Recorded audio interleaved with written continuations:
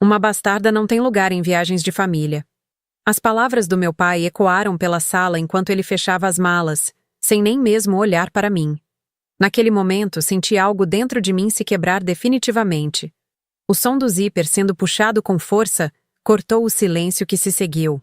Fernanda, minha madrasta, passou por mim carregando uma mala rosa, a mesma cor que Tatiana, minha meia-irmã, havia escolhido para o quarto dela quando completou 16 anos. A mesma idade que eu tinha quando finalmente entendi que nunca seria considerada parte desta família. Meu nome é Patrícia, tenho 23 anos, e cresci sendo constantemente lembrada de que eu era diferente. Filha de um relacionamento anterior do meu pai, sempre fui tratada como uma intrusa na minha própria casa. Ou pelo menos, no lugar que eu acreditava ser minha casa. Quando minha mãe morreu, eu tinha apenas 8 anos. Foi quando meu pai se casou com Fernanda, 2 anos depois, que realmente compreendi o que significava ser órfã de mãe numa família que não me queria. Patrícia, você poderia nos ajudar com as malas? A voz doce e venenosa de Fernanda interrompeu meus pensamentos. Ela sempre falava comigo assim, com uma gentileza forçada que escondia mal o desprezo. Tatiana está terminando de arrumar as roupas dela para a Europa. Europa. 2 semanas na França, Itália e Espanha. Uma viagem que eles planejavam há 8 meses, desde que meu pai recebeu uma herança inesperada de um tio distante. 8 meses ouvindo sobre hotéis charmosos, restaurantes sofisticados, museus famosos. 8 meses sendo constantemente lembrada de que apenas 3 passagens haviam sido compradas. O dinheiro é contado, Patrícia. Meu pai havia explicado 6 meses atrás, sem levantar os olhos do jornal. 3 pessoas, 3 passagens. Você entende? Eu entendia. Sempre entendi. Entendia que quando eles diziam família, não incluíam a mim. Entendia que quando Fernanda preparava o jantar de domingo para os filhos, ela se referia apenas a Tatiana. Entendia que eu era tolerada, não amada. Aceita por obrigação, não por escolha. Peguei a mala que Fernanda apontou. Pesada, cara. Comprada especialmente para esta viagem, e a levei até o carro. O sol de março aquecia meu rosto, mas por dentro eu sentia um frio que conhecia bem. Era o mesmo frio que sentia toda vez que ouvia risadas vindas da sala e descobria que eles estavam assistindo a um filme em família sem me chamar. O mesmo frio de todos os aniversários em que meu presente custava exatamente a metade do presente de Tatiana. O mesmo frio de ser sempre a última a saber das novidades da família. Patrícia, querida, Fernanda apareceu ao meu lado, ajeitando um brinco dourado. Você tem certeza de que ficará bem sozinha? Sei que é estranho ficar na casa vazia, mas... Eu fico bem, respondi, porque era o que ela queria ouvir. Era o que todos queriam ouvir. Que eu ficaria bem, quieta, invisível, que não causaria problemas nem reclamaria da minha sorte. Tatiana desceu as escadas correndo, com uma mala rosa nas mãos e um sorriso que iluminava o rosto todo. Aos 19 anos, ela era tudo o que eu nunca seria.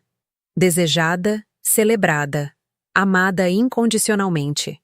Cabelos loiros como os da mãe, olhos claros como os do pai, e aquela confiança natural de quem nunca teve motivos para duvidar do próprio valor. Pai, você viu que o hotel em Paris tem uma vista incrível? Ela mostrou o celular para ele, que sorriu com uma ternura que eu nunca tinha visto dirigida a mim. Minha princesa vai conhecer a cidade mais romântica do mundo, ele disse, beijando a testa dela. Vai ser inesquecível. Princesa. Ele sempre a chamava assim. Para mim, não havia apelidos carinhosos. Apenas meu nome, dito sempre com uma formalidade que criava distância. Como se eu fosse uma conhecida, não sua filha. Patrícia, meu pai finalmente se dirigiu a mim. As chaves da casa estão na mesinha da entrada. Tem dinheiro suficiente na geladeira para as 2 semanas. Tente não fazer bagunça. Não fazer bagunça. Como se eu fosse uma criança problemática. Não uma adulta de 23 anos que trabalhava meio período numa livraria para custear os próprios gastos. Como se eu fosse incapaz de cuidar de uma casa onde vivia há 15 anos. Pai, Tentei uma última vez. Eu sei que o dinheiro está apertado, mas eu posso pagar minha própria passagem. Tenho algumas economias. O silêncio que se seguiu foi ensurdecedor. Fernanda parou de mexer na bolsa. Tatiana levantou os olhos do celular. Meu pai se virou para mim com uma expressão que eu conhecia bem. Aquela mistura de irritação e constrangimento que sempre aparecia quando eu ousava pedir algo que considerava fora do meu alcance. Patrícia, ele disse devagar, como se estivesse explicando algo óbvio para uma criança. Não é só questão de dinheiro. É uma viagem especial para a família. Você entende a diferença, não entende? Família. A palavra que sempre me excluía. A palavra que traçava uma linha clara entre eles e eu. A palavra que definia meu lugar. Ou a falta dele. Além disso, Fernanda acrescentou com aquele tom doce e cruel. Seria estranho, não acha? 3 é um número melhor para viagens, mas harmonioso. Harmonioso. Como se minha presença fosse uma nota desafinada numa sinfonia perfeita. Como se eu fosse um elemento perturbador numa equação que funcionava perfeitamente sem mim. Foi então que ele disse. As palavras que me acompanhariam pelos próximos 15 dias, ecoando na casa vazia como um martelo batendo na madeira. Uma bastarda não tem lugar em viagens de família. O mundo parou. Literalmente parou. O vento que balançava as árvores, o som dos carros passando na rua, até mesmo minha própria respiração. Tudo cessou por um momento que pareceu durar uma eternidade. Bastarda. Ele havia me chamado de bastarda. Não filha. Não Patrícia. Bastarda. Como se eu fosse um erro, um acidente, uma mancha na reputação da família. Como se o fato de ter nascido de um relacionamento anterior ao casamento dele com Fernanda me tornasse menos humana, menos digna de amor, menos merecedora de pertencer. Fernanda baixou os olhos, constrangida, mas não surpresa. Como se fosse algo que já soubesse, que já tivesse sido discutido entre eles. Tatiana me olhou com uma mistura de pena e alívio. Pena por eu ter sido chamada assim. Alívio por não ser ela. Roberto, Fernanda murmurou. Não precisava... Precisava sim, ele interrompeu, fechando o porta-malas com mais força que o necessário. É hora dela entender onde é o lugar dela. Sempre foi muito mimada, muito protegida. A vida real não é assim. Mimada. Protegida. Eu, que lavava minha própria roupa desde os 12 anos. Eu, que nunca ganhara um presente de aniversário que custasse mais que R$ 100. Eu, que trabalhava para pagar os próprios livros da faculdade, enquanto Tatiana ganhava tudo na bandeja. Eu, que comia os restos do jantar porque sempre sobrava menos comida do que o necessário para 4 pessoas. Vamos, ele disse entrando no carro. O voo é daqui a 3 horas. Fiquei parada na calçada vendo eles entrarem no carro. Meu carro. O carro que minha mãe havia comprado 3 meses antes de morrer, com o dinheiro da venda do apartamento onde morávamos. O carro que meu pai usava como se fosse dele, que Tatiana aprendera a dirigir, que eu nunca tinha permissão para usar sozinha. A janela desceu e Tatiana acenou para mim. Bye, Patrícia, cuida bem da casa, cuida bem da casa. Como se fosse uma babá, uma zeladora, uma inquilina temporária. Não a filha que ficava para trás. O carro se afastou, levando minha família para uma aventura da qual eu estava eternamente excluída. Fiquei ali, parada no meio da rua vazia, sentindo o peso daquela palavra ainda ecoando no ar. Bastarda. Entrei na casa que de repente parecia maior e mais silenciosa do que nunca. E me sentei no sofá da sala. O mesmo sofá onde durante 15 anos eu me espremera no cantinho, sempre cedendo o melhor lugar para Tatiana. O mesmo sofá onde assistira a centenas de filmes em família, sempre me sentindo como uma convidada indesejada. Olhei ao redor e, pela primeira vez, realmente prestei atenção nos detalhes. Nas fotos da família espalhadas pela mesinha de centro. Fotos onde eu aparecia em talvez metade delas, sempre meio escondida, sempre no canto. Nas almofadas bordadas que Fernanda havia comprado para dar mais charme à decoração. Almofadas que eu nunca podia apoiar, porque são só para enfeite, Patrícia. Pela primeira vez em anos, a casa estava completamente minha. Não havia ninguém para me dizer o que eu podia ou não podia fazer. Ninguém para reclamar se eu deixasse uma xícara na pia ou se assistisse televisão depois das 10 da noite. Ninguém para me fazer sentir como uma intrusa no lugar onde eu morava. Mas por que então eu me sentia mais sozinha do que nunca? Levantei e fui até a cozinha.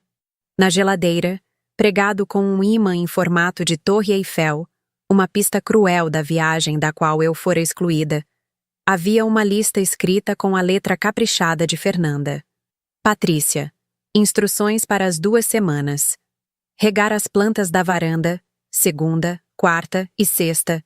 Recolher o lixo, terças e quintas. Limpar a casa pelo menos uma vez por semana. Não mexer no escritório do seu pai. Não receber visitas sem autorização. Qualquer emergência, ligar para a vizinha Dona Rosa. Instruções. Como se eu fosse uma empregada temporária, não alguém que morava ali há 15 anos. Como se eu não soubesse cuidar de uma casa.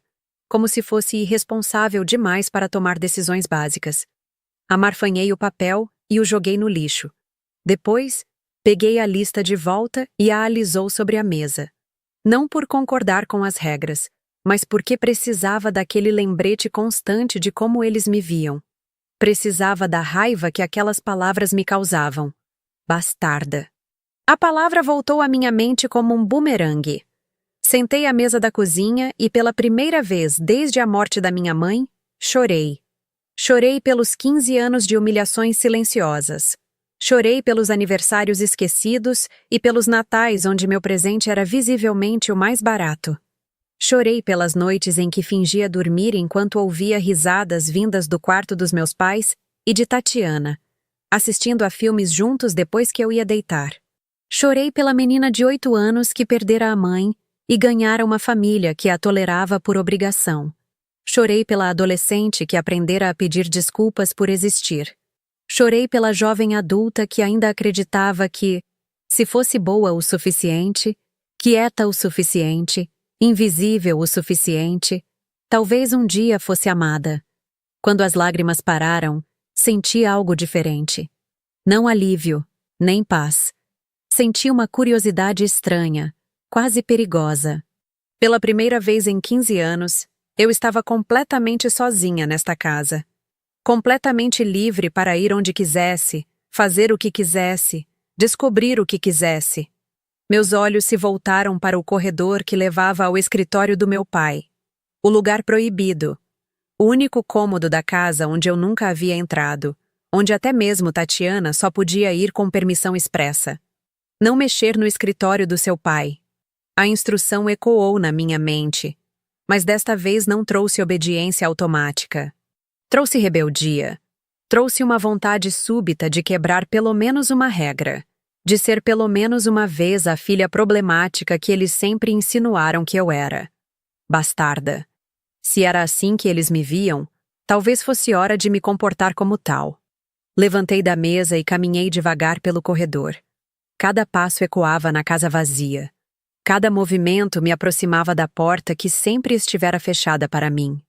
A maçaneta dourada brilhava sob a luz do corredor, convidativa e proibida ao mesmo tempo. Estendi a mão, hesitei por um momento, e então girei a maçaneta. A porta se abriu com um clique suave, revelando um mundo que eu nunca havia visto. Um mundo que, de alguma forma, tinha a sensação de que mudaria tudo o que eu pensava saber sobre minha vida, minha família e meu lugar no mundo. Ou a falta dele. O escritório do meu pai era maior do que eu imaginava. Estantes de mogno cobriam 3 das 4 paredes, repletas de livros que pareciam mais enfeites do que literatura realmente lida. Uma mesa imponente dominava o centro do cômodo, coberta de papéis organizados em pilhas perfeitamente alinhadas. Tudo ali respirava importância, seriedade, poder. O tipo de ambiente que sempre me fora negado. Fechei a porta atrás de mim e fiquei parada por um momento, quase esperando que alguém aparecesse para me expulsar. Mas só havia silêncio. Silêncio e o cheiro de couro dos livros antigos misturado com o perfume amadeirado que meu pai sempre usava. Caminhei até a mesa e passei os dedos pela superfície lisa. Gavetas de cada lado, todas trancadas. Uma agenda aberta no mês de março, com a viagem para a Europa marcada em vermelho nos 15 dias seguintes. Na página do dia de hoje, uma única anotação. Viajar, família. Família. Lá estava a palavra novamente, escrita na letra impecável do meu pai. 3 pessoas. Uma família de 3 pessoas, onde eu claramente não estava incluída. Sentei na cadeira dele, uma poltrona de couro caríssima que girava suavemente, e olhei ao redor com olhos novos. Quantas decisões importantes sobre minha vida haviam sido tomadas neste cômodo? Quantas vezes eles haviam se reunido aqui para discutir meu futuro, minha educação, meus limites, sem nunca me incluir na conversa? Lembrei de quando completei 18 anos. Fernanda havia sugerido que eu talvez devesse pensar em morar sozinha, para ganhar independência. Meu pai havia concordado, dizendo que seria bom para meu desenvolvimento pessoal. Apenas mais tarde descobri que eles queriam transformar meu quarto no ateliê de costura que Fernanda sempre desejara ter. Eu havia resistido, claro. Para onde iria? Com que dinheiro? Meu salário de meio período mal cobria meus gastos pessoais. Foi quando meu pai, numa rara demonstração de generosidade, disse que eu poderia ficar até me formar e conseguir um emprego decente. Como se fosse um favor temporário, não um direito básico de uma filha. Agora, sentada na cadeira dele, olhando suas coisas organizadas com precisão militar, me perguntei quantas outras conversas haviam acontecido sobre mim neste exato lugar. Quantas vezes meu nome fora mencionado como um problema a ser resolvido, um peso a ser carregado, uma obrigação a ser cumprida. Abri a primeira gaveta da esquerda, trancada. A segunda, a terceira, todas trancadas. As gavetas da direita, idem. É claro que estariam trancadas. Eu era a bastarda que não tinha lugar em viagens de família. Por que teria acesso aos segredos da família? Levantei e caminhei até as estantes. Os livros eram variados: direito empresarial, economia, alguns clássicos da literatura que pareciam nunca ter sido abertos. Numa prateleira mais alta, notei algumas pastas arquivo. Puxei uma cadeira e subi para alcançá-las. A primeira pasta continha documentos da empresa onde meu pai trabalhava. A segunda, papéis relacionados à casa, contas de luz, gás, IPTU. Folheei rapidamente, sem encontrar nada interessante, até que um documento me chamou a atenção. Era uma escritura, antiga, amarelada nas bordas, mas ainda legível. Li o cabeçalho uma vez, depois outra, depois uma terceira vez, sem conseguir processar completamente o que estava vendo. Escritura de doação. Imóvel residencial situado à Rua das Magnólias, número 127. Nosso endereço, nossa casa. Mas o nome do proprietário não era Roberto Silva, meu pai. Era Helena Marchetti Silva, minha mãe. Sentei no chão mesmo, com a escritura nas mãos trêmulas. Minha mãe havia sido dona desta casa? A casa onde eu me sentia uma intrusa há 15 anos era, na verdade, propriedade da minha mãe? Continuei lendo. A casa havia sido herdada dos meus avós maternos quando eu tinha 5 anos. Minha mãe era filha única, então toda a propriedade passou para ela. O documento estava datado de 3 anos antes da morte dela. Mas havia algo mais. Uma folha grampeada no final da escritura com a letra da minha mãe. Uma letra que eu reconheceria em qualquer lugar, mesmo depois de 15 anos. Era uma carta, dirigida a mim. Para minha querida Patrícia, se você está lendo isto, significa que algo aconteceu comigo, e você já cresceu o suficiente para entender certas coisas. Esta casa é sua, minha filha. Sempre foi sua. Quando recebi a herança dos seus avós, transferi imediatamente a propriedade para seu nome. Você tinha apenas 5 anos, então estabeleci um fundo fiduciário que seria administrado pelo seu pai até você completar 25 anos. Patrícia, eu sei que seu pai é um homem bom, mas também sei que ele pode ser complicado. Se algum dia você se sentir como se não pertencesse ao seu próprio lar, lembre-se, Esta casa é sua por direito. Nunca deixe ninguém te fazer sentir como uma intrusa na sua própria propriedade. Os documentos legais estão no cofre pequeno atrás dos livros de direito na estante.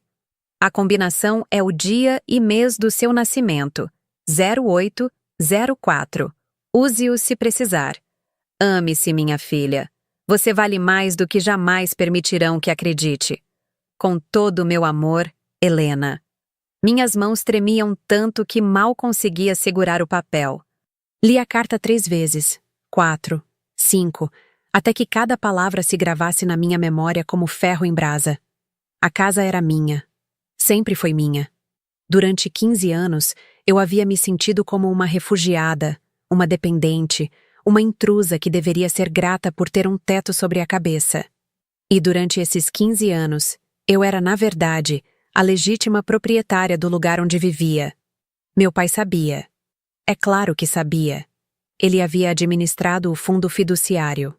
Ele sabia que eu era dona da casa onde ele morava com sua nova família. Sabia que cada humilhação, cada comentário sobre eu não pertencer àquele lugar, cada ameaça velada de me fazer sair, era uma mentira cruel e calculada. Fernanda sabia também? Tinha que saber. Ninguém casa com alguém sem conhecer sua situação financeira. Ela sabia que estava morando na casa da enteada que desprezava. Sabia que cada vez que me tratava como uma empregada, uma inquilina indesejada, estava invertendo completamente a realidade da situação. E Tatiana, minha querida meia-irmã, que crescera achando que eu era a pobre coitada dependente da generosidade da família? Ela também era vítima da mentira ou cúmplice dela? Levantei do chão com as pernas bambas e caminhei até a estante de livros de direito. Meus dedos percorreram as lombadas até encontrar uma seção mais solta. Empurrei os livros para o lado e, realmente, havia um cofre pequeno embutido na parede. 804, a data do meu nascimento. O cofre se abriu com um clique suave. Dentro, uma pasta com documentos legais. O testamento da minha mãe. A transferência de propriedade para meu nome, o estabelecimento do fundo fiduciário, comprovantes de que a casa havia sido completamente quitada pelos meus avós. Não havia financiamento, não havia dívidas. Era minha, livre e desembaraçada. E havia algo mais. Uma caderneta de poupança, em meu nome. Abri a caderneta com dedos trêmulos. Minha mãe havia depositado mensalmente uma quantia durante os 3 anos entre a morte dos meus avós e sua própria morte. Depois disso, os depósitos pararam, mas o dinheiro continuou rendendo juros. Durante 15 anos, R$ 43.000. Era o que estava escrito na última página, com data de 6 meses atrás. R$ 43.000 que eram meus, dos quais eu nunca soube a existência. Sentei novamente no chão, rodeada de papéis que mudavam completamente minha compreensão de quem eu era e qual era meu lugar no mundo. Durante 15 anos, eu havia sido a bastarda sem lugar na família. Durante 15 anos, eu havia sido a proprietária da casa onde todos viviam. Durante 15 anos, eu havia sido rica o suficiente para pagar minha própria viagem à Europa 10 vezes. Rica o suficiente para ter cursado uma faculdade particular. Rica o suficiente para nunca ter precisado aturar as humilhações constantes ou trabalhar meio período para custear meus gastos básicos. Durante 15 anos, eu havia sido enganada pela própria família. As lágrimas vieram novamente, mas desta vez eram diferentes. Não eram lágrimas de tristeza ou autocomiseração. Eram lágrimas de raiva pura, cristalina, justificada. Lembrei de todas as vezes que meu pai havia reclamado dos gastos comigo. A faculdade de Patrícia custa caro demais. Talvez ela devesse trabalhar mais para ajudar. Ele dizia isso enquanto sabia que eu tinha R$ 43.000 numa conta que ele administrava secretamente. Lembrei de Fernanda reclamando das contas de luz. Patrícia, você precisa economizar no chuveiro. A conta está muito alta. Ela dizia isso enquanto morava de graça na minha casa. Lembrei de todos os comentários sobre eu ser dependente, sobre precisar aprender a me virar sozinha, sobre não ter direito a luxos porque não contribuía financeiramente para a família. Comentários feitos por pessoas que viviam literalmente às minhas custas. A hipocrisia era tão monumental que chegava a ser cômica, se não fosse tão dolorosa. Peguei meu celular e calculei. Em 2 anos, quando eu completasse 25, teria acesso total ao fundo fiduciário. 2 anos para decidir o que fazer com essa informação. 2 anos para planejar como usar esse conhecimento. Ou não. Olhei ao redor do escritório com olhos completamente novos. Este não era o santuário proibido do chefe da família. Era um cômodo da minha casa, usado por alguém que havia mentido para mim durante 15 anos. Alguém que havia me feito sentir como um peso morto enquanto se beneficiava da minha propriedade e do meu dinheiro. Guardei todos os documentos de volta no cofre, mas fotografei cada um deles com meu celular. Evidências. Proof. Registros que provavam, preto no branco, que minha vida inteira havia sido baseada numa mentira cruel e calculada. Quando terminei, sentei novamente na cadeira do meu pai e girei lentamente, vendo o cômodo de uma perspectiva completamente nova. Não era mais o lugar onde decisões sobre minha vida eram tomadas sem minha participação.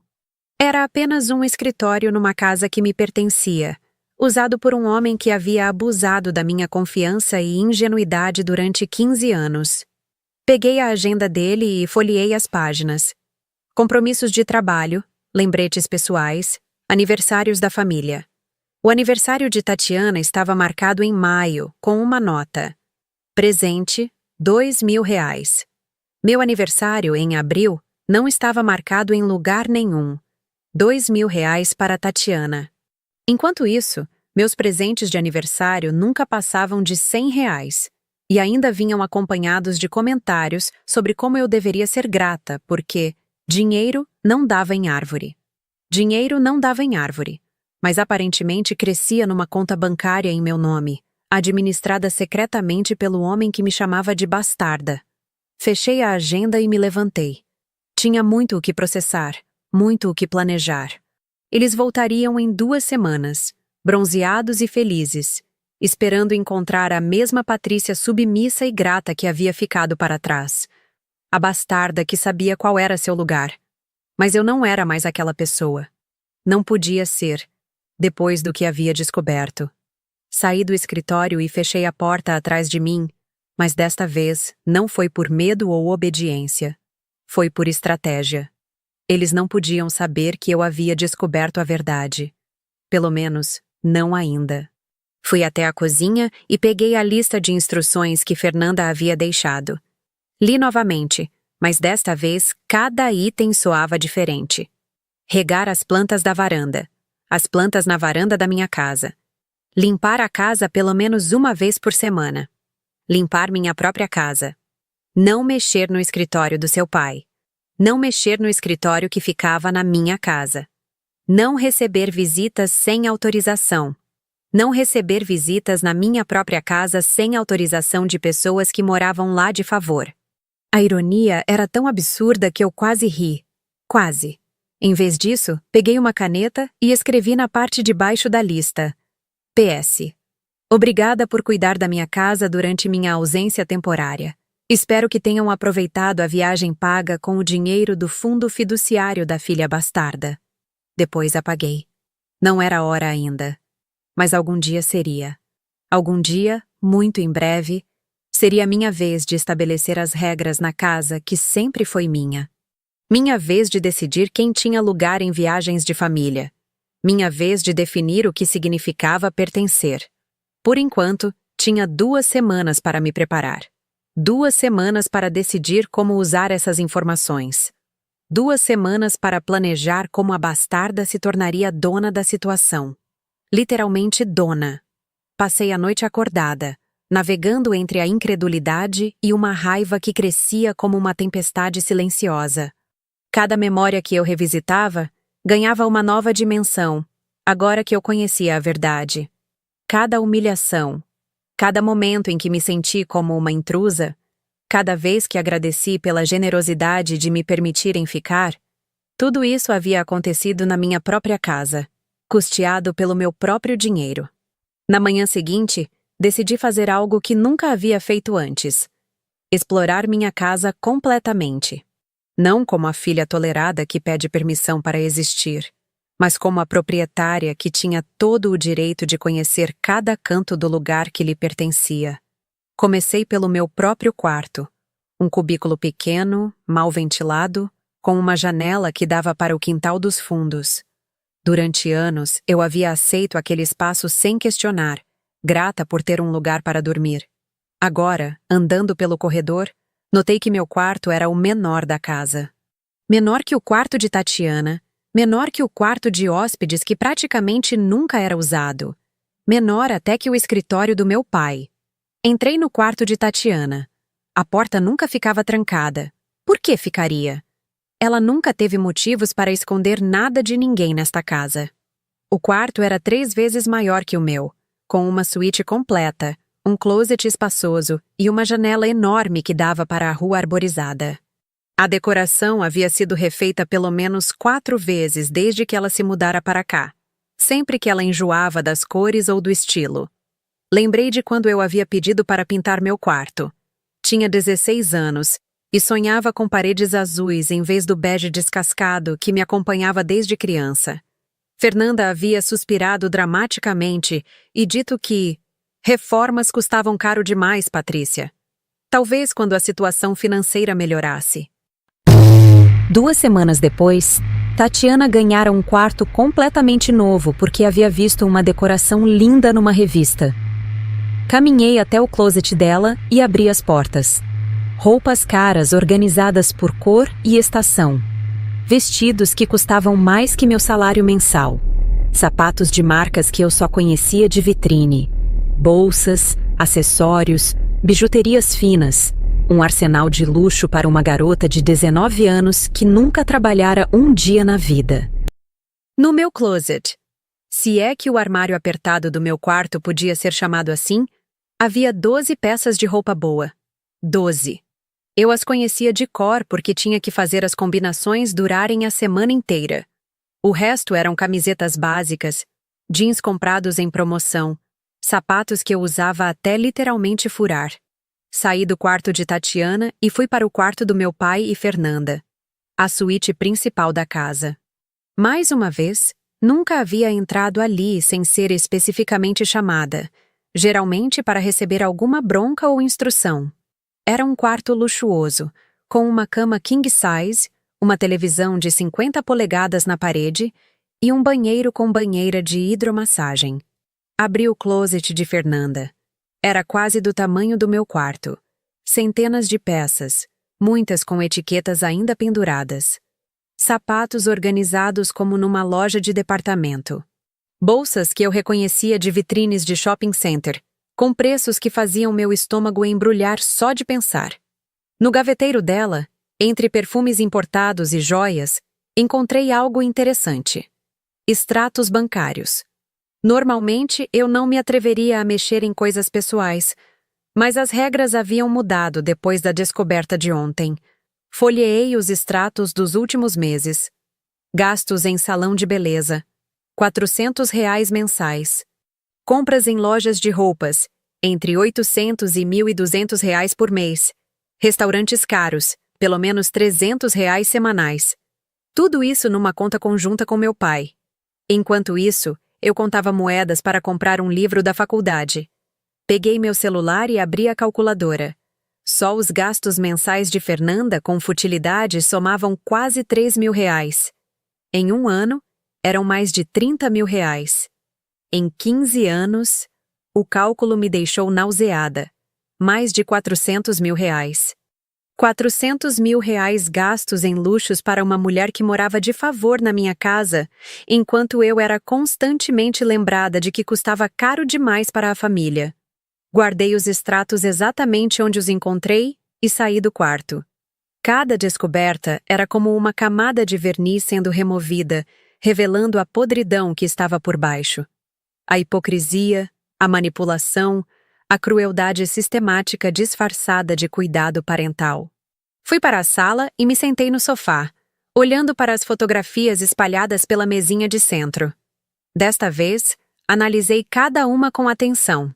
Foto de Natal de 3 anos atrás. Tatiana no centro, abraçada por meu pai e Fernanda. Eu estava no canto direito, meio cortada pela moldura. Meu sorriso forçado era óbvio para quem soubesse procurar. Foto do aniversário de 18 anos de Tatiana.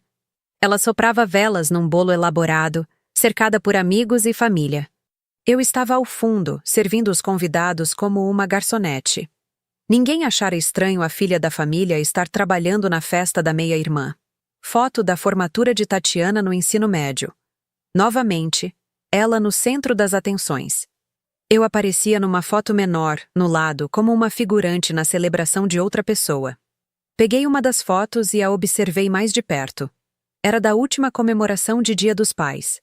Tatiana estava sentada no colo do meu pai, os dois rindo de alguma piada interna. Fernanda estava ao lado, com a mão no ombro dele. Eu estava em pé, atrás do sofá, sorrindo para a câmera, mas claramente fora do círculo íntimo da família. Foi então que percebi algo que nunca havia notado antes. Em todas as fotos onde eu aparecia, minha postura era diferente. Ombros levemente curvados, como se estivesse me desculpando por ocupar espaço. Braços cruzados ou mãos escondidas nos bolsos, como se não soubesse o que fazer com elas. Sorriso que não chegava aos olhos, educado, mas sem alegria genuína. Eu parecia, em todas as fotos, exatamente o que me sentia. Uma intrusa tentando se encaixar num lugar onde não era bem-vinda.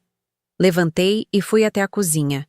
Abri a geladeira e, pela primeira vez, prestei atenção real no que havia lá dentro. Iogurtes orgânicos caros que só Fernanda comia. Queijos importados. Frutas fora de época. Vinhos que custavam mais que minha mesada semanal. Na despensa, a mesma coisa. Chocolates belgas. Biscoitos importados. Azeites especiais, temperos gourmet que custavam o dobro dos temperos normais e tinham exatamente o mesmo gosto. Lembrei das inúmeras vezes que havia pedido para comer alguma coisa especial e ouvido: "Isso é muito caro, Patrícia. Temos comida normal na geladeira." Comida normal para a bastarda. Comida gourmet para a família real. Enquanto mexia nas coisas da despensa, encontrei algo que me fez parar completamente. Escondido atrás de latas de milho, havia um pote de vidro com dinheiro. Notas de 20, 50 e 100 reais, amarradas com elástico. Contei. 1.200 reais. Dinheiro escondido na minha própria casa, provavelmente economizado às minhas custas. Quanto desse dinheiro vinha do fundo fiduciário que deveria estar sendo administrado para meu benefício? Fotografei o pote, as notas, tudo.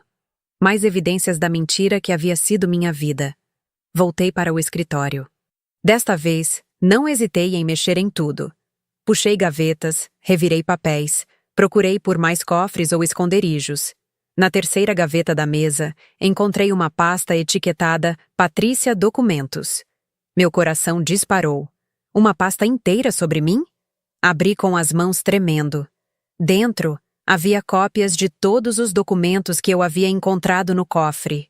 A escritura, o testamento da minha mãe, os papéis do fundo fiduciário. Mas havia também outras coisas. Relatórios bancários detalhados mostrando o crescimento da conta ao longo dos anos. Cálculos manuscritos de quanto eu custava para a família mensalmente, versus quanto dinheiro meu estava sendo usado para cobrir essas despesas. E havia algo mais. Uma carta. Não da minha mãe desta vez, mas do advogado que havia cuidado do inventário dela. Senhor Roberto, conforme solicitado, segue o relatório anual do Fundo Fiduciário de Patrícia Helena Silva. O valor atual é de R$ 41.322. Lembramos que, de acordo com o testamento, a beneficiária deve ser informada sobre a existência do fundo ao completar 18 anos de idade. Aguardamos seu contato para marcarmos a reunião de esclarecimento com a senhorita Patrícia. Atenciosamente, Dr. Henrique Carvalho, advogado responsável. A carta estava datada de 3 anos atrás, quando eu completei 18 anos.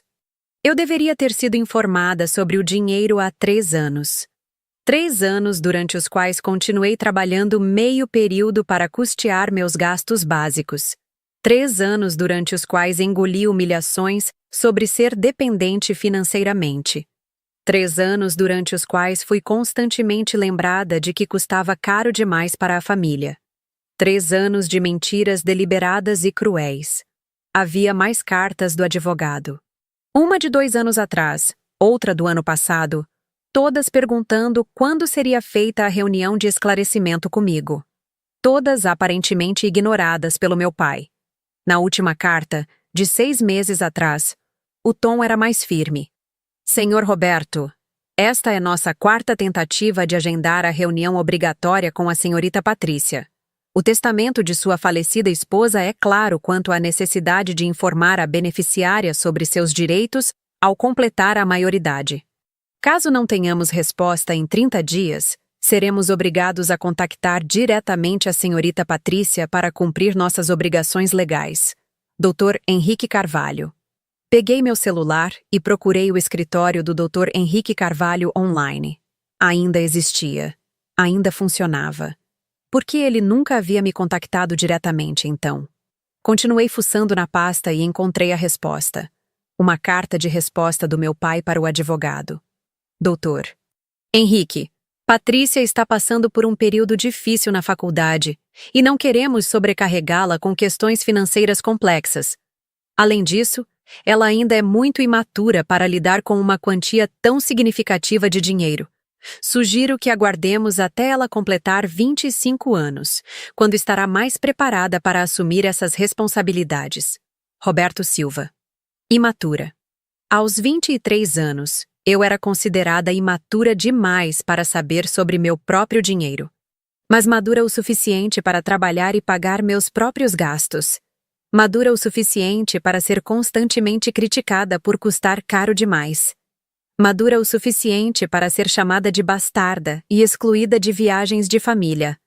A última página da pasta era a mais perturbadora. Era uma lista manuscrita, na letra do meu pai, com o título Gastos com Patrícia versus rendimentos do fundo. Lado esquerdo, todos os meus gastos mensais. Comida, roupas, material escolar, passagem de ônibus. Cada centavo era meticulosamente anotado. O total mensal nunca passava de R$ 500. Lado direito, os rendimentos mensais do fundo fiduciário. Nunca menos de R$ 800. Na parte de baixo da folha, uma anotação. Sobra mensal para gastos da família. Aproximadamente R$ 300. R$ 300 por mês. Por 15 anos. Mais de R$ 50 mil tirados do meu fundo para custear a vida da família que me tratava como um fardo financeiro.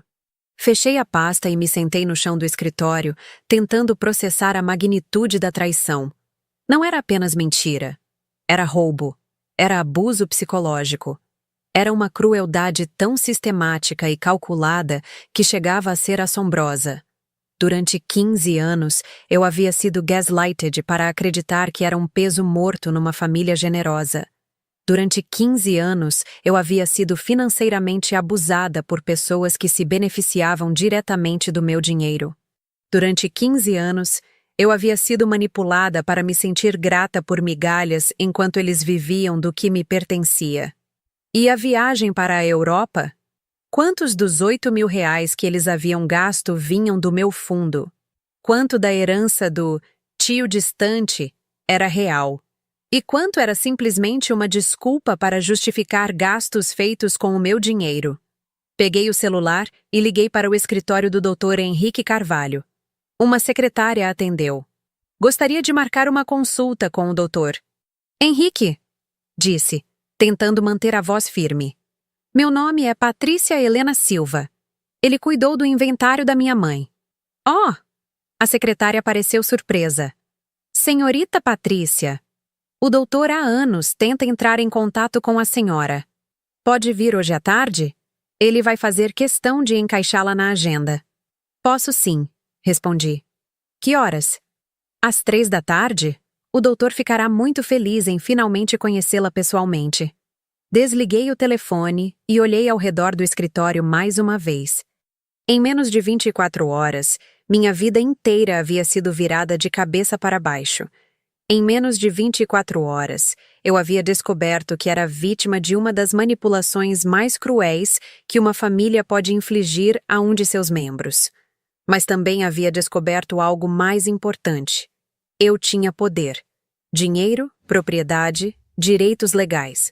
Durante 15 anos, eles me convenceram de que eu não tinha nada. Não valia nada. Não merecia nada. Eles estavam errados. E em algumas horas, eu começaria a descobrir exatamente quais eram meus direitos e como usar esse poder para corrigir 15 anos de injustiças. A bastarda estava prestes a se tornar a dona da situação. Literalmente. O escritório do Dr. Henrique Carvalho ficava no centro da cidade, num prédio antigo que respirava tradição e seriedade. Cheguei às 3 da tarde em ponto, nervosa, mas determinada. Durante o trajeto de ônibus, havia ensaiado mentalmente como explicaria minha situação sem soar completamente maluca. A secretária, uma senhora de cabelos grisalhos e sorriso gentil, me recebeu como se eu fosse uma celebridade esperada há anos. Senhorita Patrícia, o Dr. Henrique está ansioso para conhecê-la. Por favor, pode entrar?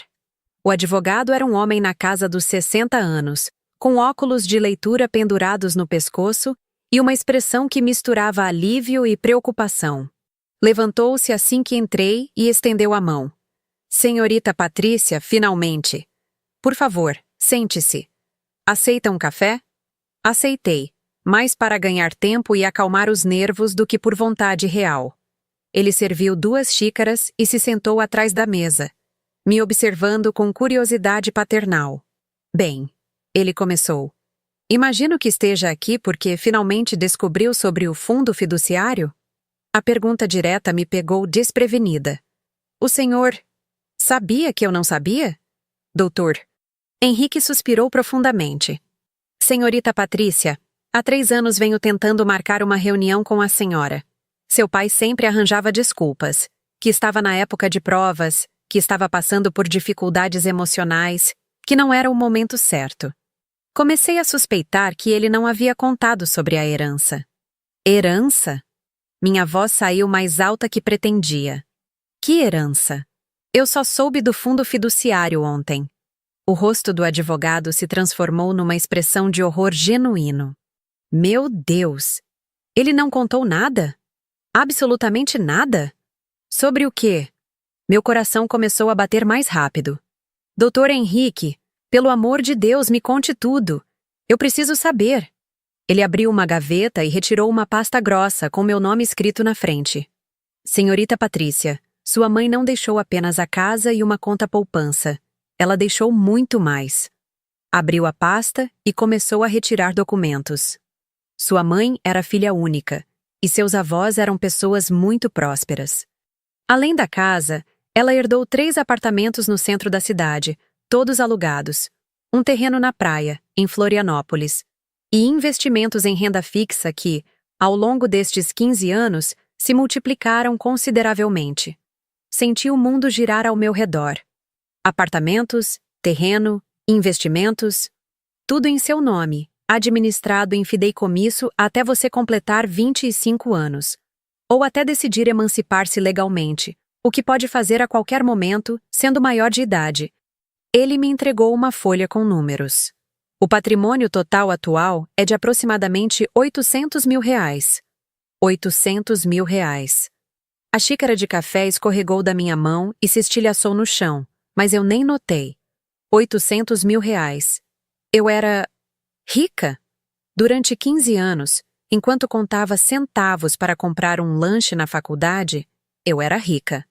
Senhorita Patrícia, está bem? Levantei os olhos para o Dr. Henrique, que me observava com preocupação. Como meu pai pôde esconder isso de mim? Legalmente, ele tinha o direito de administrar os bens até você completar 25 anos, conforme estipulado no testamento. Mas moralmente, ele balançou a cabeça.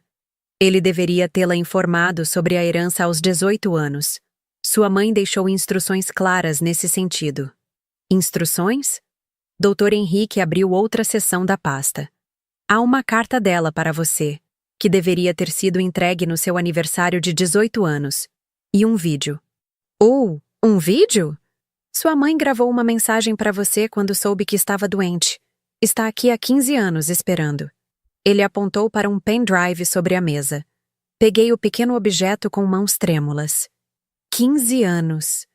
Minha mãe havia gravado uma mensagem para mim 15 anos atrás, e meu pai havia escondido isso de mim durante todo esse tempo. Posso assistir agora? Claro. Use o computador ali.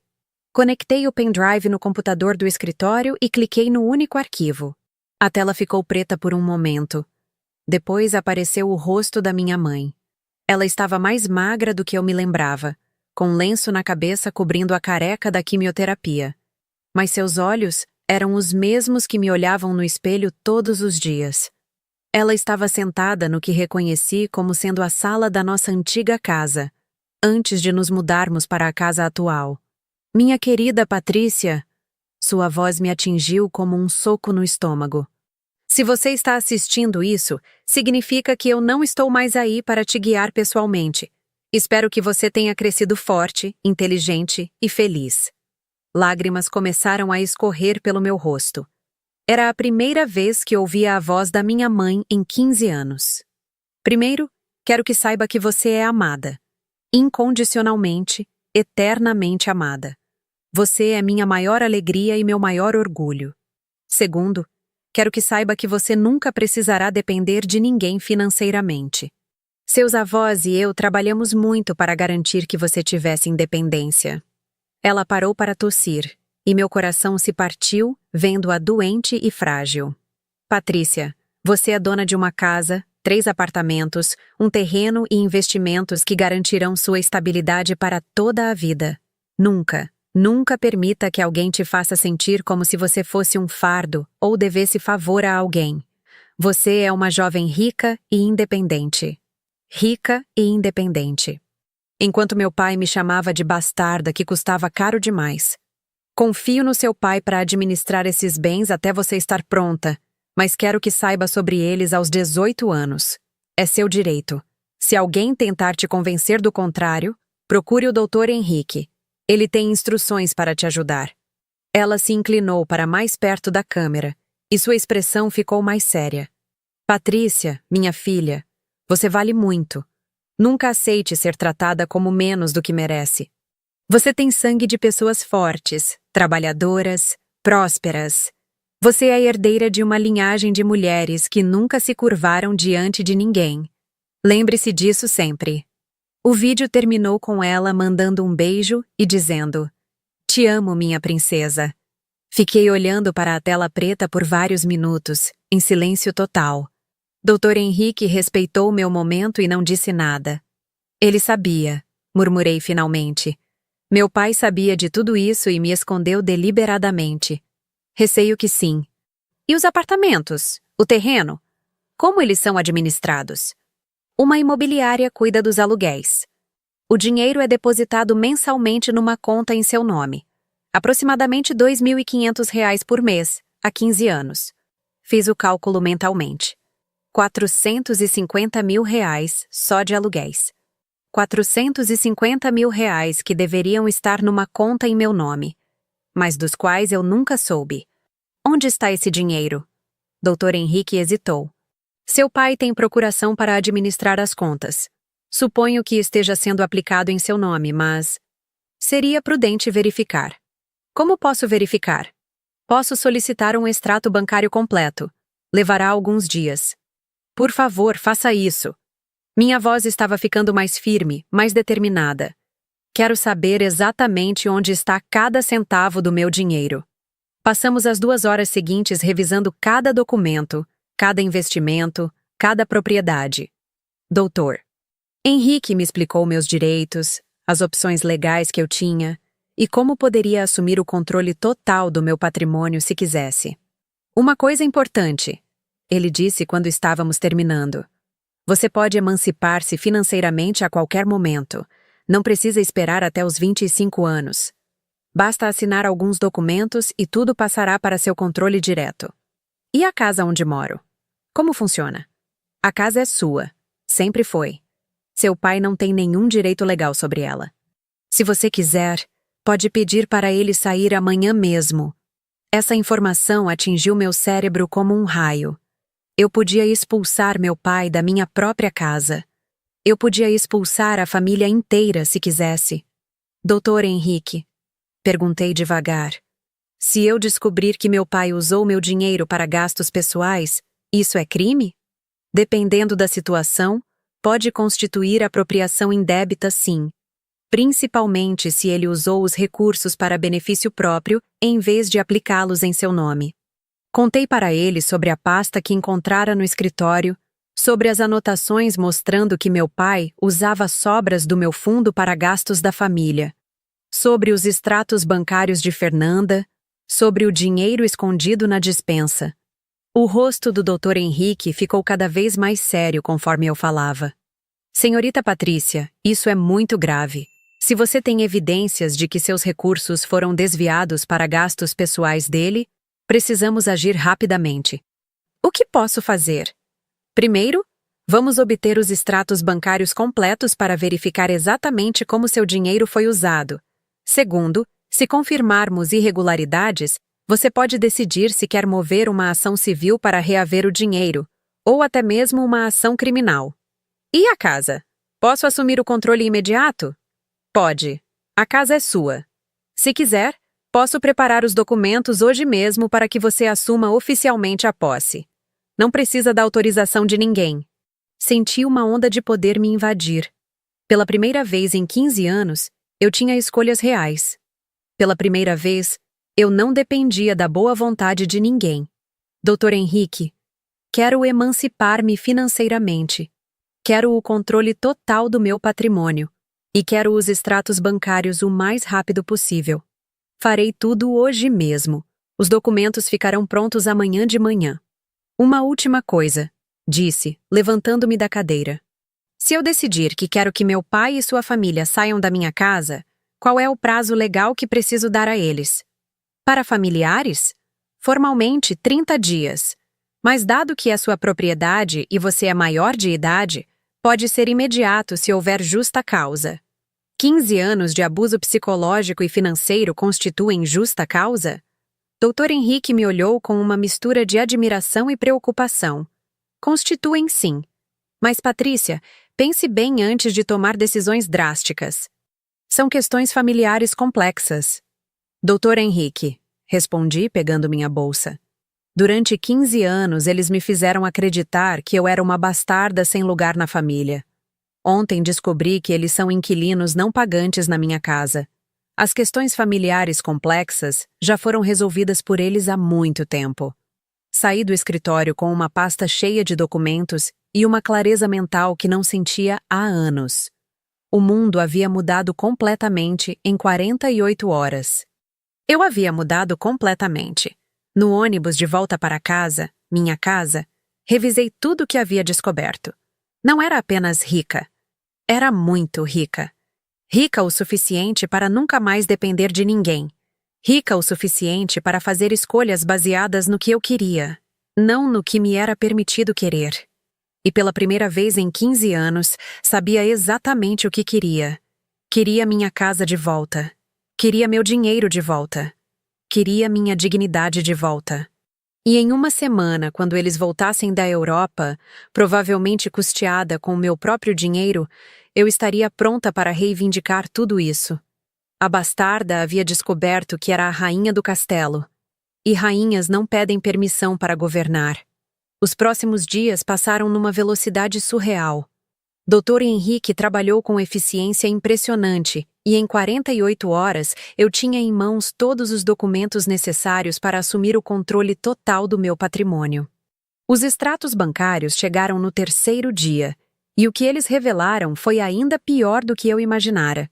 Durante 15 anos, meu pai havia sistematicamente desviado recursos do meu fundo para gastos pessoais. Não eram apenas os R$ 300 mensais que ele havia anotado na pasta, eram quantias muito maiores.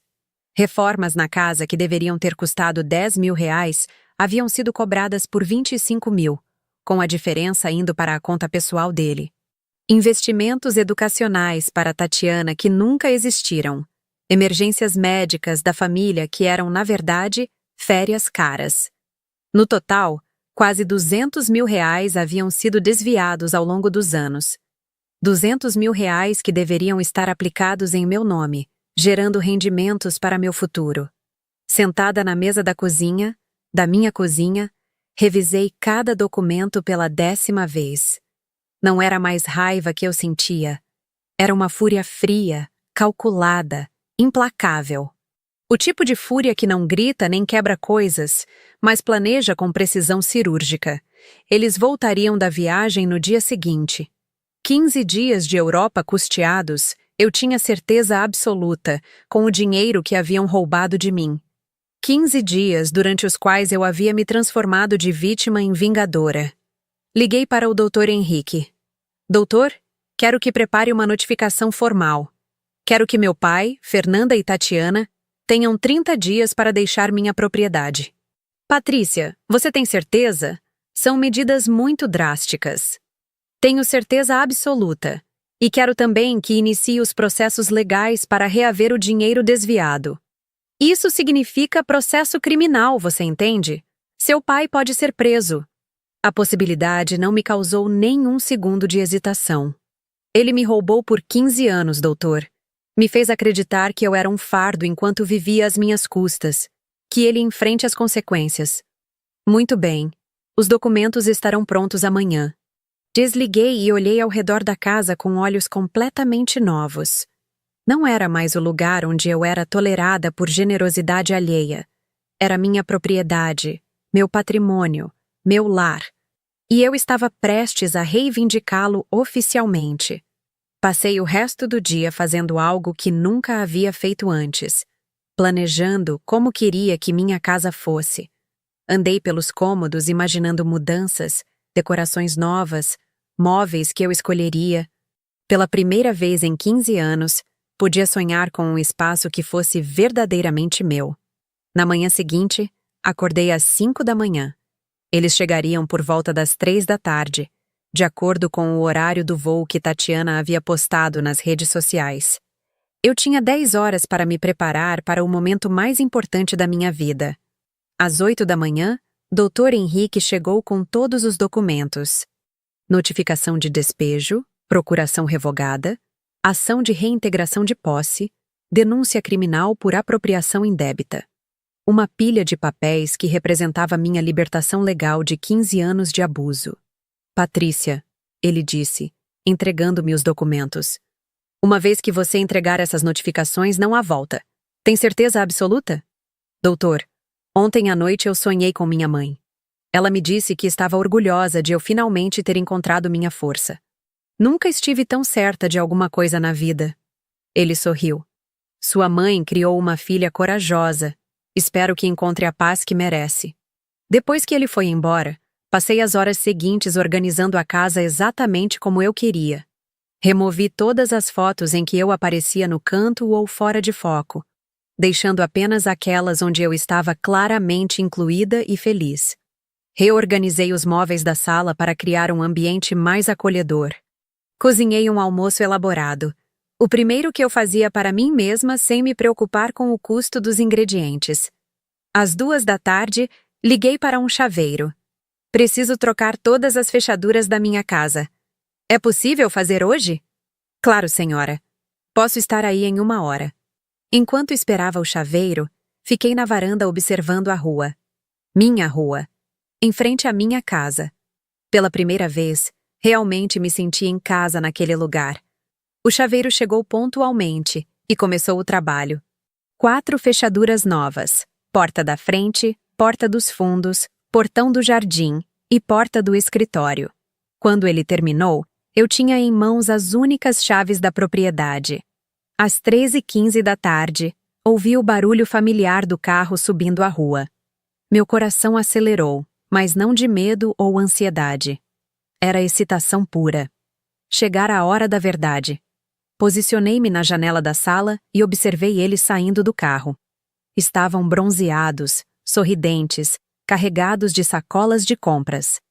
Pareciam pessoas voltando de férias maravilhosas, sem a menor preocupação no mundo. Tatiana correu até a porta da frente, ansiosa para entrar e contar sobre a viagem. Tentou abrir com a chave dela. Nada. Tentou novamente. Nada. Pai, minha chave não está funcionando. Meu pai se aproximou com sua chave. Mesma coisa. Fernanda tentou a dela. Mesmo resultado. Que estranho, ouvi meu pai murmurar. Patrícia deve ter trancado por dentro. Eles começaram a bater na porta. Primeiro gentilmente, depois com mais insistência. Patrícia, estamos aqui.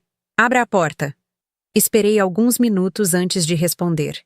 Queria que sentissem o gostinho da exclusão, do desespero de estar do lado de fora do lugar onde achavam que pertenciam. Finalmente, abri a janela da sala. Eles olharam para cima com alívio. Patrícia, graças a Deus! Fernanda exclamou. Nossa chave não está funcionando. Você pode abrir a porta? Na verdade, não posso. Respondi calmamente. Vocês não moram mais aqui. O silêncio que se seguiu foi absoluto. Tatiana foi a primeira a reagir. Como assim não moramos mais aqui? Que tipo de brincadeira é essa? Não é brincadeira, Tatiana. É um despejo formal. Vocês têm 30 dias para remover seus pertences da minha propriedade. Meu pai ficou vermelho de raiva.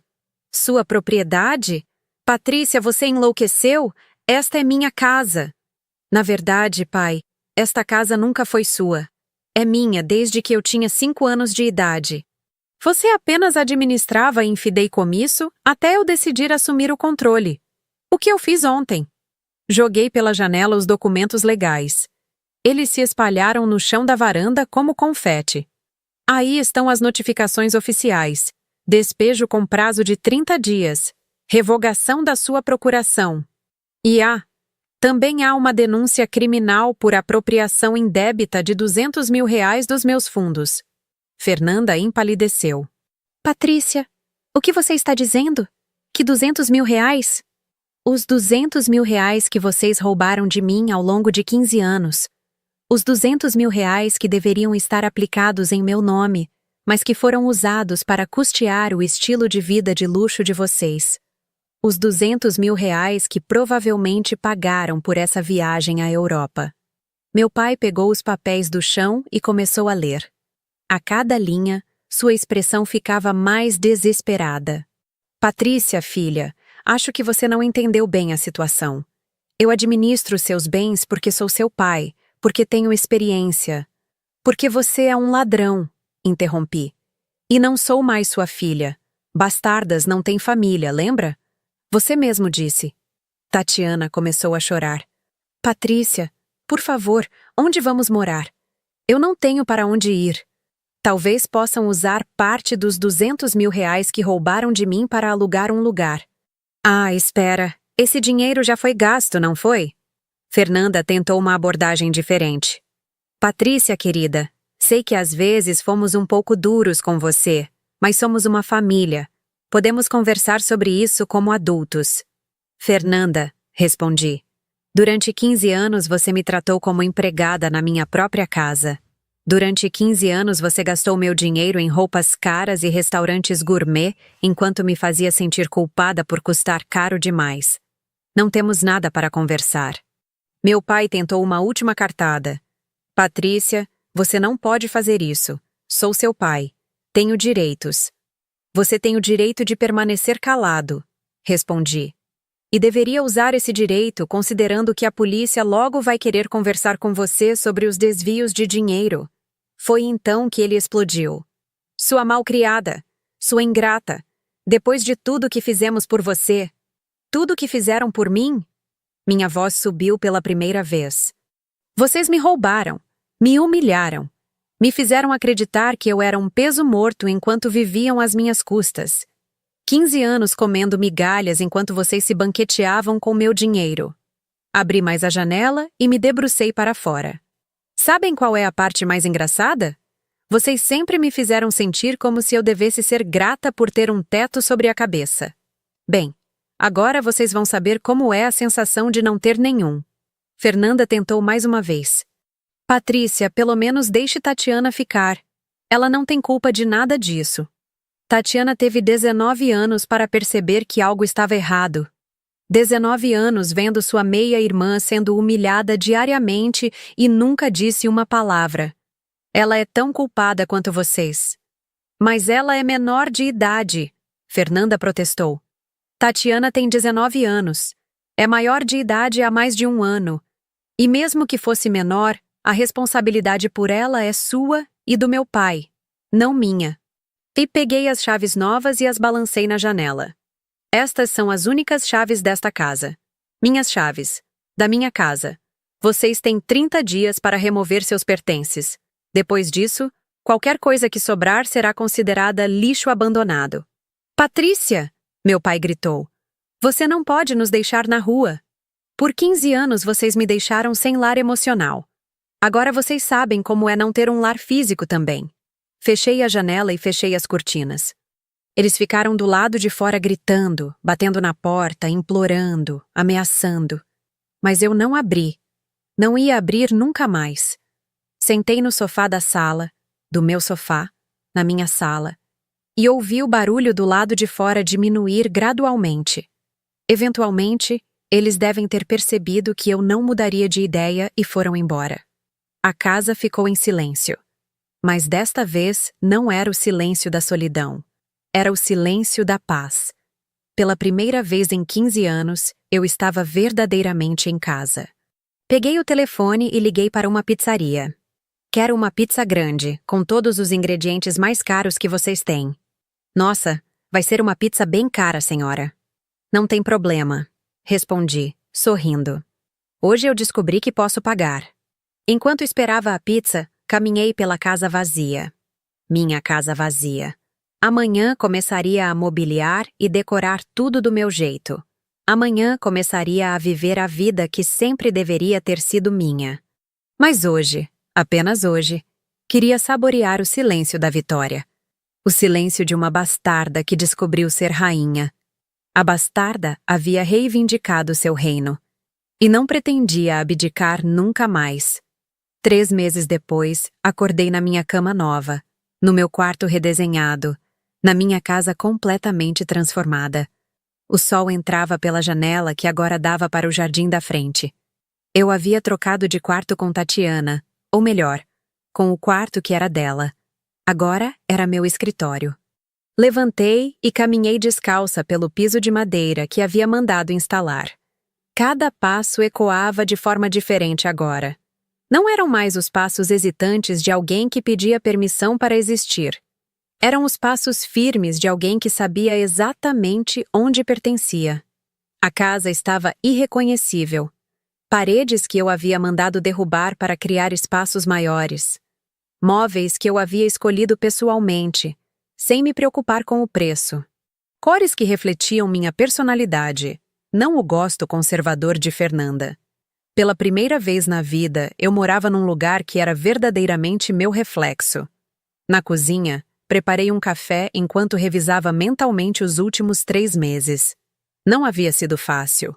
Os primeiros dias após o confronto foram uma montanha-russa emocional. Raiva, alívio, culpa, euforia, tudo misturado numa intensidade que às vezes me deixava exausta. Meu pai havia tentado de tudo. Primeiro veio a raiva, com ameaças e gritos do lado de fora da casa. Depois vieram as tentativas de manipulação emocional, mensagens no meu celular falando sobre família, sobre perdão, sobre como eu estava destruindo tudo. Depois vieram as súplicas, com Fernanda implorando por uma segunda chance, prometendo que tudo seria diferente. Eu ignorei tudo. O processo criminal estava em andamento. Doutor. Henrique havia conseguido comprovar facilmente os desvios de dinheiro. Meu pai não havia sido particularmente cuidadoso em esconder suas pegadas. 200 mil reais desviados ao longo de 15 anos, mais juros e correção monetária. O valor total que ele teria que devolver chegava a quase 300 mil reais. Eles haviam conseguido um apartamento pequeno para alugar no outro lado da cidade. Tatiana havia trancado a faculdade. Sem os fundos desviados da minha conta, eles não conseguiam mais pagar uma universidade particular. Fernanda havia vendido a maior parte das roupas caras para ajudar com as despesas. Meu pai havia sido demitido do emprego quando o processo criminal se tornou público. Eu sabia de tudo isso através de conhecidos em comum, fofocas de vizinhos, postagens tristes de Tatiana nas redes sociais, e não sentia nem um pingo de remorso. Às vezes me perguntavam se eu não achava que havia sido muito dura, se não sentia falta da família, se não pensava em perdoar e recomeçar. A resposta era sempre a mesma: não. Durante 15 anos, eles tiveram incontáveis oportunidades de me tratar com respeito, dignidade e amor. Durante 15 anos, eles escolheram conscientemente me humilhar, me diminuir e me roubar. Não foi um erro momentâneo ou um mal-entendido. Foi um padrão sistemático de abuso que durou mais de uma década. Algumas pessoas não merecem segundas chances. Algumas pessoas não merecem perdão. E algumas famílias não merecem ser preservadas. Terminei o café e fui para o escritório, o antigo quarto de Tatiana, agora transformado no meu espaço de trabalho. Havia deixado o emprego de meio período na livraria. Com R$ 800 mil bem aplicados, eu recebia mensalmente mais dinheiro em rendimentos do que ganhava trabalhando 40 horas por semana. Mas não ficava parada. Havia me inscrito em cursos online de administração de patrimônio. Estava aprendendo sobre investimentos, fundos imobiliários, mercado de ações. Minha mãe havia me deixado uma base sólida, mas eu queria construir um império sobre essa base. Também havia começado a fazer trabalho voluntário numa ONG que ajudava jovens vítimas de abuso familiar. Descobrir que minha história não era única, que existiam milhares de filhos e filhas sendo manipulados e abusados por pessoas que deveriam protegê-los, havia me dado um novo propósito. Uma vez por semana, eu conversava com adolescentes que passavam pelo que eu havia passado. Contava minha história. Mostrava que era possível sair do ciclo de abuso, que eles tinham mais poder do que imaginavam. Alguns me ouviam com os olhos arregalados. Outros choravam. Outros se inspiravam. Como você teve coragem? Uma garota de 17 anos me perguntou na semana anterior. Como conseguiu enfrentar sua família? Porque percebi que eles não eram minha família. Respondi. Família não rouba. Família não humilha. Família não faz você se sentir como um fardo. Eles eram apenas pessoas que viviam na mesma casa que eu e compartilhavam alguns genes comigo. Na verdade, minha família real havia crescido nos últimos meses. Doutor. Henrique havia se tornado uma figura paternal genuína, sempre disponível para conselhos e orientação legal. A terapeuta que eu havia começado a ver, doutora Marina, me ajudava a processar 15 anos de trauma e a construir relacionamentos saudáveis.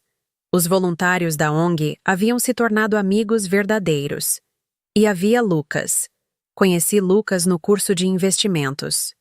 Ele era 2 anos mais velho que eu, administrava o patrimônio da própria família e tinha uma tranquilidade natural que me atraiu imediatamente.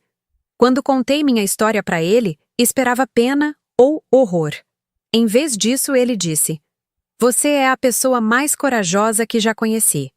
Não houve pena. Não houve condescendência. Apenas admiração genuína por uma mulher que havia lutado contra tudo e todos para reclamar sua própria vida. Estávamos namorando há 2 meses, e pela primeira vez eu entendia o que significava ser amada por quem eu realmente era, não apesar de quem eu era. Lucas me incentivava a ser mais ousada, mais ambiciosa, mais confiante. Quando eu às vezes duvidava das minhas decisões, ele me lembrava de tudo que eu havia conquistado sozinha. "Você saiu do zero absoluto e construiu uma vida incrível", ele dizia. "Imagine o que pode fazer quando começar a acreditar completamente no seu próprio poder." Ele estava certo. Durante 15 anos, eu havia sido condicionada a me ver como pequena, dependente, grata demais para sonhar grande. Agora, aos 23 anos, eu estava aprendendo a sonhar sem limites. Meus planos incluíam expandir o portfólio de imóveis, talvez investir em negócios promissores, viajar para os lugares que sempre quis conhecer. Havia uma lista de sonhos que eu nunca havia me permitido ter, e agora tinha recursos e coragem para perseguir cada um deles. Mas o sonho mais importante já havia se realizado. O sonho de me sentir em casa na minha própria vida. Às 11 da manhã, o interfone tocou. Era o entregador com as últimas peças de decoração que eu havia encomendado para a sala. Quadros abstratos que eu havia escolhido simplesmente porque gostava deles. Não porque combinavam com o gosto de mais ninguém. Enquanto pendurava os quadros, pensei em como minha mãe se sentiria vendo-me agora. Será que ela imaginava, quando gravou aquele vídeo 15 anos atrás, que eu precisaria passar por tanto sofrimento antes de encontrar minha força? Será que ela previu que eu seria forte o suficiente para fazer as escolhas difíceis quando chegasse a hora? Gostava de pensar que sim. Gostava de imaginar que ela estava orgulhosa da mulher que eu havia me tornado. À tarde, Lucas apareceu para almoçar comigo. Ele sempre trazia flores, não porque eu pedia, mas porque gostava de ver meu rosto iluminar quando eu as recebia. Hoje eram girassóis, meus favoritos. Como foi a reunião com a ONG? Ele perguntou enquanto preparávamos salada juntos na cozinha. Incrível! Eles querem que eu considere assumir a coordenação do programa para jovens. Seria um trabalho remunerado, com impacto social real. Você vai aceitar? Estou pensando seriamente. Seria uma forma de transformar tudo que passei em algo útil para outras pessoas. Ele sorriu. Você tem o dom de transformar dor em propósito. É uma das coisas que mais admiro em você. Depois do almoço, ficamos na varanda vendo o movimento da rua. Minha rua. Onde eu finalmente me sentia pertencente. Patrícia, Lucas disse de repente. Posso te perguntar uma coisa? Claro. E você sente falta deles? Da sua família? Era uma pergunta que muitas pessoas faziam, e minha resposta estava ficando mais clara a cada dia que passava. Sinto falta da ideia deles, respondi devagar. Sinto falta da fantasia de ter uma família que me amasse incondicionalmente. Mas eles nunca foram isso. Então não sinto falta das pessoas reais. Sinto falta do que eu gostaria que eles tivessem sido. E você acha que fez a escolha certa? Lucas, pela primeira vez na vida, eu acordo de manhã e não sinto aquele nó no estômago. Pela primeira vez, posso ser eu mesma sem pedir desculpas. Pela primeira vez, tenho relacionamentos baseados em amor genuíno, não em obrigação ou conveniência. Como isso poderia ser a escolha errada? Ele pegou minha mão. Não poderia. Você é incrível, Patrícia. Espero que saiba disso. Eu sabia. Finalmente, aos 23 anos, eu sabia. No final da tarde, depois que Lucas foi embora, sentei no jardim que eu havia mandado replantar. Rosas vermelhas onde antes havia apenas grama descuidada. Uma fonte pequena que fazia um barulho relaxante. Móveis de jardim, onde eu podia ler ou trabalhar ao ar livre. Meu celular vibrou. Uma mensagem de número desconhecido. Patrícia, sou eu, seu pai. Por favor, podemos conversar? Só 5 minutos. Eu preciso te explicar algumas coisas. Olhei para a mensagem por um longo momento. 3 meses atrás, uma mensagem assim teria me deixado ansiosa, culpada, confusa. Teria me perguntado se eu deveria dar uma chance, se estava sendo cruel demais, se existia alguma explicação que justificasse 15 anos de abuso. Agora, apenas delete a mensagem sem responder. Algumas pontes são queimadas por um bom motivo. Algumas portas devem permanecer fechadas para sempre. E algumas pessoas não merecem nem mesmo 5 minutos do seu tempo. Quando o sol começou a se pôr, entrei em casa e fui para a cozinha preparar o jantar. Apenas para mim, exatamente como eu gostava. Música alta, ingredientes caros, tempo ilimitado para cozinhar sem pressa. Enquanto a comida cozinhava, caminhei pela casa acendendo as luzes. Cada cômodo contava agora a minha história, refletia meus gostos, abrigava meus sonhos. Não havia mais nada ali que me lembrasse dos anos de humilhação e abuso. Comi na mesa da sala, vendo Netflix numa televisão que eu havia escolhido e comprado. Não havia ninguém para reclamar do volume, ninguém para criticar minha escolha de programa, ninguém para me fazer sentir culpada por relaxar. Antes de dormir, Fui até a janela do meu quarto e olhei para a rua iluminada pelos postes. 3 casas à frente, uma família estava chegando em casa. Pais e 2 filhos pequenos saindo do carro, carregando sacolas de supermercado, conversando e rindo. Uma família de verdade. Por um momento, senti uma pontada do que poderia ter sido se eu tivesse nascido numa família que soubesse amar. Mas foi só um momento, porque eu havia aprendido algo importante nos últimos meses. Família não é apenas quem divide o mesmo sangue ou mora na mesma casa. Família é quem escolhe te amar, te respeitar e te apoiar. E eu havia encontrado minha família real.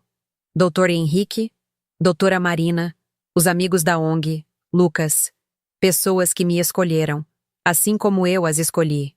Fechei a cortina e me preparei para dormir. Amanhã seria mais um dia da minha nova vida. Mais um dia para construir sonhos, fazer escolhas baseadas no que eu queria, ser simplesmente eu mesma sem pedir permissão. Deitei na minha cama, na minha casa, rodeada pelas coisas que eu havia escolhido, e sorri no escuro. A bastarda havia se tornado rainha, e descobrira que reinar sobre a própria vida era o único poder que realmente importava. Algumas histórias não têm finais felizes tradicionais. Algumas histórias têm finais justos, e justiça, descobri, pode ser muito mais satisfatória que felicidade, porque felicidade pode ser temporária, dependente de circunstâncias externas. Mas justiça fica para sempre. E depois de 15 anos esperando, eu finalmente havia encontrado a minha. Se alguém me perguntasse hoje se valeu a pena enfrentar tudo o que enfrentei para chegar até aqui, eu responderia sem hesitar. Valeu cada lágrima, cada momento de medo, cada noite de insônia planejando minha liberdade. Porque agora, finalmente, eu estava livre. E uma vez que você descobre o gosto da verdadeira liberdade, nunca mais aceita viver como prisioneira. Nem mesmo numa prisão construída por pessoas que deveriam te amar. A bastarda havia encontrado seu lugar no mundo. E esse lugar era exatamente onde ela sempre deveria ter estado, no centro da própria vida, comandando seu próprio destino, sendo finalmente dona de si mesma.